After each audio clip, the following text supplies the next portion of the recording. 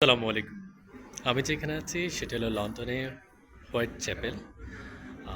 এই জায়গাটি যেটা দেখতে পাচ্ছি সেটা বাংলাদেশের যে ঐতিহাসিক অর্জন মহান ভাষা আন্দোলন তারই স্বীকৃতি হিসেবে যে শহীদ মিনার তার একটি প্রতিকৃতি বা তার একটি স্মৃতি। পাশে আছে আমাদের মহান অর্জন মহান মুক্তিযুদ্ধের স্বাধীনতা, সেই স্বাধীনতার স্মৃতিস্তম্ভ, জাতীয় স্মৃতিসৌধ।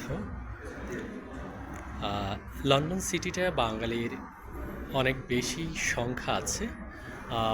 হয়তো এটি স্পন্সর করেছে ওয়ার্ক পারমিট ক্লাউড তাদের পক্ষ থেকে। জায়গাটি যথেষ্ট সুন্দর। এখানে বাংলাদেশকে পাওয়া মানে অনেক বেশি আরাধ্য অনেকের কাছে, আমার কাছেও সেটা আরাধ্য। ঠিক অনেকে এটাকে নেতাগুলি বলে থাকে। এখানে আপনি স্মৃতিসৌধের নিদর্শন, শহীদ মিনারের নিদর্শন পাবেন।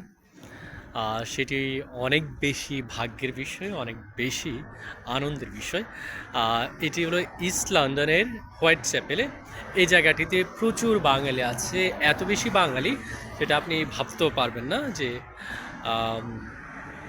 বিকালে বা অফিস ছুটি হলে মনে হচ্ছে আমরা বাংলাদেশের কোনো একটি অংশে আছি, ফার্ম গেট, মতিঝিল কিংবা অন্য জায়গায়।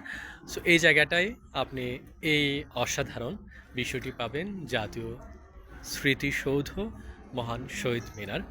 আর লন্ডনের পথে পথে স্মৃতিসৌধের এই ছবির এখান থেকে আজকের মতো বিদায় নিচ্ছি। আপনারা সকলে ভালো থাকুন, সুস্থ থাকুন। আল্লাহ হাফিজ, আসসালামু আলাইকুম।